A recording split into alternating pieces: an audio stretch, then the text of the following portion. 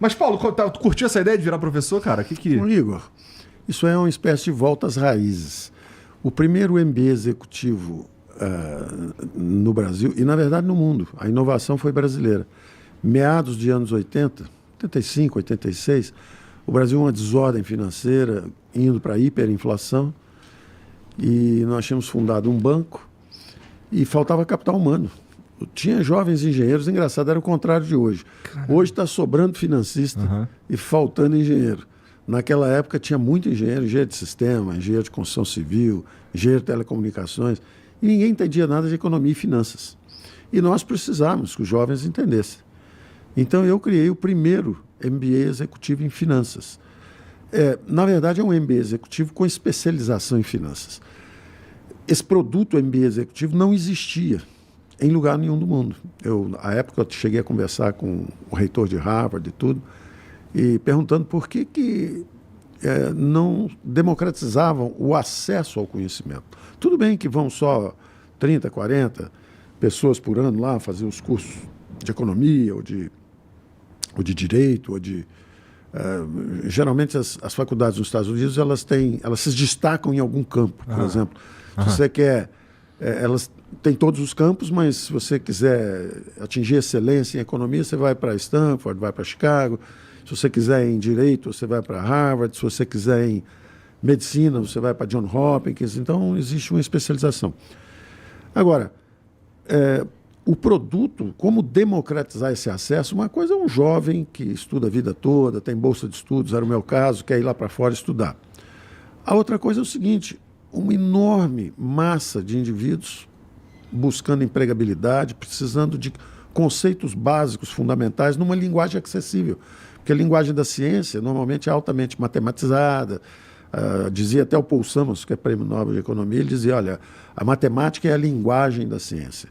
Então, como é que você vai pegar jovens executivos no Brasil vivendo numa hiperinflação, só esperar todo mundo estudar matemática para depois fazer um doutorado lá fora? Não dá tempo. Então você prepara cursos um pouco mais acessíveis. Quando veio os jovens digitais, eu tinha conhecido você e tinha conhecido o primo rico, o Thiago Nigri. Quando eu estava no governo, eu acho que eu tive aqui uma vez. Você esteve aqui e ele foi lá também. E eu acho que ele foi lá também. E depois não tivemos mais contatos. Aí quando eu saí, eles me procuraram e falaram de uma coisa que me sensibilizou, que foi o seguinte: olha, você inventou esses cursos, e eu me lembro que na época nós levamos 10 anos para a indústria inteira, porque depois a GV entrou, uma opção de gente entrou e virou uma imensa indústria educacional de treinamento para executivos. Isso, nós levamos 10 anos para formar 1.000 pessoas. E com os jovens agora, Kaique, como é que nós estamos pensando aí? Podemos chegar a 2.000 alunos, 3.000 alunos? 2 a 5 mil alunos. 2 a 5 mil alunos em um ano, de repente. Você atingir o que você precisar de 10 anos. Vai pro digital, meu irmão. Vai pro digital. É outro mundo. Aqui é outro mundo. Aqui as coisas meio que funcionam. O tempo passa diferente na internet. E é isso. Esses jovens digitais que vocês são, eu acho que são uma extraordinária forma de compartilhar conhecimento. É nesse sentido que é uma volta à origem. Eu era um professor, durante anos dei aula na PUC, na GV, no IMPA, Instituto de Matemática Pura e Aplicada, e de repente sigo minha vida, viro banqueiro, viro investidor, depois passo por um ministério e estou de volta às origens. Entendi. Estou de volta às origens, estou fazendo o que eu fazia antes, tá sentindo agora com jovem muito mais de novo, experiência. olha aí. Muito bom, compartilhar essa experiência é muito bom, entendeu? Muito bom. E agora muito mais experiência também, né? Agora, assim, tu já de fato passou por um ministério, já passou por ter um banco e tudo mais. É um Paulo Guedes 2.0 turbo. Tem muito aprendizado, né? A vida é extraordinária por isso, porque é um eterno aprendizado. Você aprende com os jovens, por exemplo, nesse mundo digital. Vocês dão de 1.000 a 0 em qualquer um da minha idade. Vocês estão bem mais avançados. Vocês é que estão fazendo essa revolução. Compartilhar conhecimento, a velocidade em que vocês giram é muito maior que a nossa. Agora, nós podemos contribuir com fundamentos, né? Então, vocês fazem, às vezes, a curva muito rápido e sai da estrada. Então, é importante estar sempre com os fundamentos do seu lado. E eu acho que vai ser bom, porque Naturalmente, os professores... Eu vou trazer algumas pessoas que se destacaram ao longo do tempo. Tem jovens que trabalharam naquela época comigo, para quem eu dei o primeiro livro do Warren Buffett, 40 anos atrás, 30 anos atrás, e eles são hoje os grandes gestores de patrimônio no cenário brasileiro. Então, tem 2, 3 desses que eu vou trazer para justamente dividirem esses conhecimentos. Né? É um prazer imenso você pegar um jovem e falar assim, olha, lê esse livro. Aí o cara domina aquela técnica e fica melhor que você e consegue criar uma empresa nova, sai do banco, funda uma nova empresa e toca o barco. E você pode dizer, esse é o Warren Buffett brasileiro, esse outro aqui é o... Então, é muito interessante. Eu tive essa oportunidade de ter uma vida bastante rica do ponto de vista intelectual. Qual é, Paulo? Com todo respeito. Do financeiro também. Porra. Não, o financeiro é um produto. É um produto, você sabe disso. É engraçado isso. Quando nós montamos a nossa primeira experiência financeira, que foi o banco, o sócio que nos convidou para essa conversa, que tinha saído de um outro banco, ele disse o seguinte, vamos botar aí, preencha aí. Vamos botar em ordem de preferência. Entregou para os 3 sócios, eu era um dos 3. Coloca em ordem aí. O que você prefere? Nós estamos juntos para, primeiro, ganhar muito dinheiro. Segundo, nos divertirmos. Terceiro, conseguimos atingir a excelência no que fazemos. Vamos colocar isso em ordem de prioridade, cada um de vocês aí. Para mim, foi simples, foi 1 segundo. Eu botei rapidamente. Quero me divertir, devo atingir a excelência, portanto... Não vai ter jeito. O dinheiro vai chegar como um efeito de você fazer o que gosta. E eu até brincava e dizia o seguinte, o Pelé virou Pelé porque ele ficava tocando piano o dia inteiro, ou ele ficava jogando futebol o dia inteiro porque ele adorava jogar futebol. O Nelson Freire virou um grande pianista porque ele ficava fugindo de casa para jogar futebol escondido, ou ficava tocando piano o dia inteiro em casa. Então, quando você... E aí tem vários livros depois que vem, conta essas histórias, os outliers. Esses caras, na verdade, são caras que adoram o que fazem. E como eles gostam do que fazem, eles fazem bem.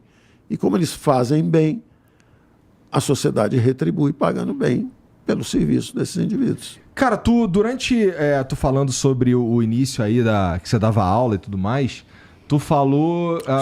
Só completando...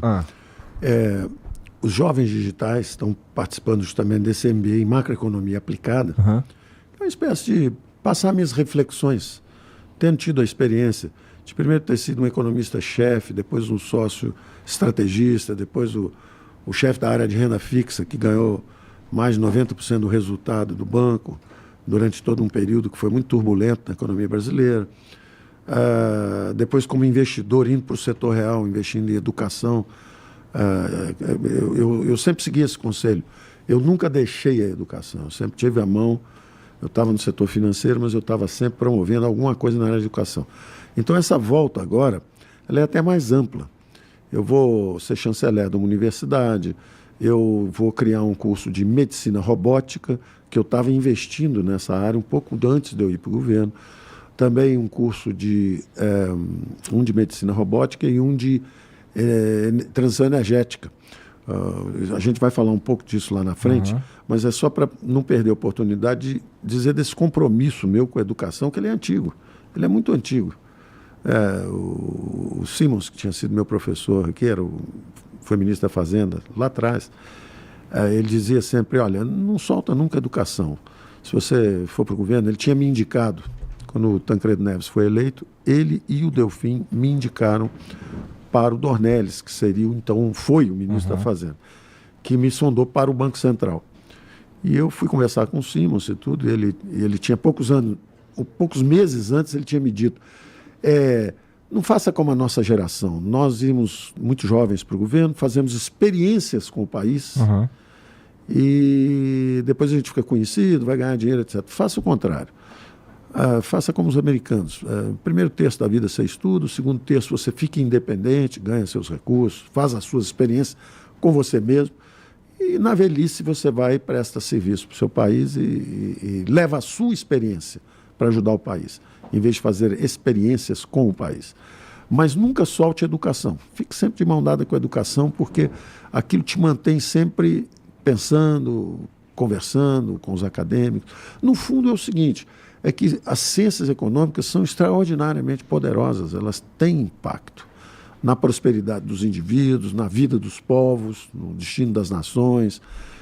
Então é muito importante você estar percebendo o tempo inteiro o que está acontecendo, para onde a coisa está indo.